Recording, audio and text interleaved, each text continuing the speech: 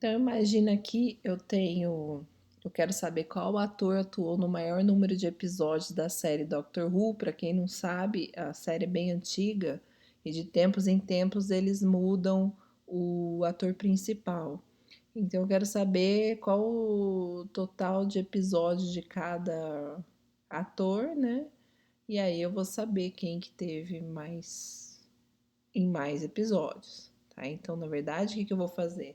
Eu vou olhar todo o elenco, né? Todos os atores diferentes e vou contar quantos episódios eles aparecem, tá?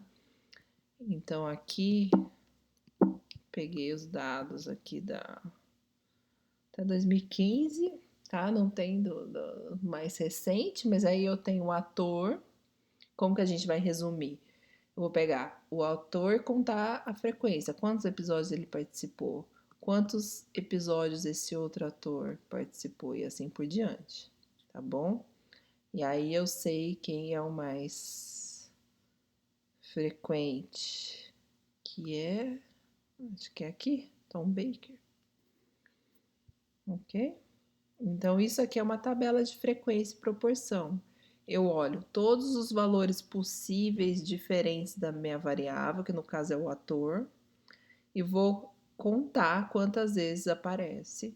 E aí eu faço proporção, que é esse valor dividido pela soma de todos esses valores. Simplesmente isso, tá bom? Essa é uma tabela de frequência e proporções. Então, essa é uma forma de resumir uma variável categórica, tá bom? Você vai fazer essa tabela de frequência, dessa forma que você vai resumir. Tá? Você também pode fazer um gráfico, tá bom? Então, no caso, você fez um gráfico aqui do total de episódios de cada ator. Então, eu tenho aqui, de fato, Tom Baker, tá? Mas eu posso fazer também para proporções. Então, no eixo X aqui eu coloquei proporção, ou anteriormente eu tinha colocado o número de episódios. Então, uma outra forma de resumir, ok?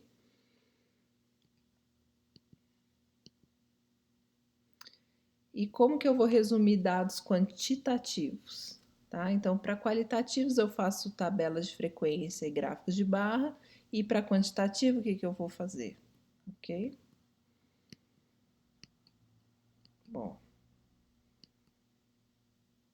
então só voltando, se a gente tem uma quantitativa discreta, a gente consegue listar todos os valores possíveis e pode fazer da mesma forma do que a gente fez no qualitativo. Listo todos os valores diferentes e conto quantas vezes cada um aparece nas minhas observações. Tá? Então, aqui, por exemplo, eu tenho dados de licença médica, número de dias de licença médica de 50 funcionários de uma fábrica durante as últimas 6 semanas. Então, eu tenho aqui, essa pessoa tirou 2 dias nos últimos 6 semanas, essa outra pessoa tirou 2 dias, esse nenhum, etc. Tá bom?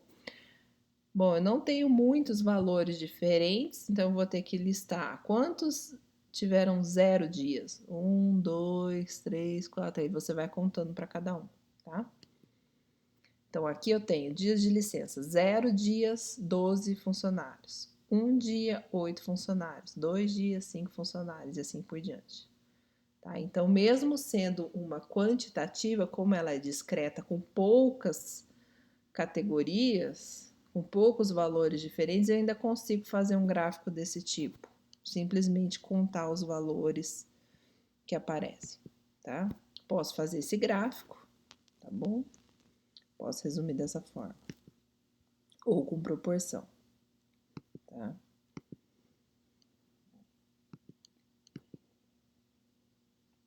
O problema é, vamos supor que eu tenho uma quantitativa contínua.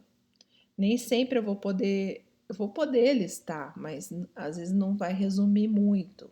Se os números forem 1,645, 1,789, todo um número muito, vários valores diferentes, e aí assim não vai ser muito efetivo eu ficar contando quantas vezes cada um deles aparece. Eu não vou resumir os dados dessa forma.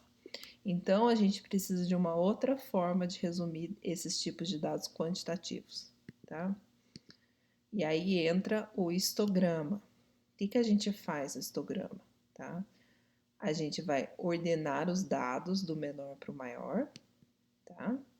E vou escolher intervalos, tá? De maneira que cada observação ela vai ser incluída em apenas um intervalo, tá? Então são intervalos sem interseção, ok?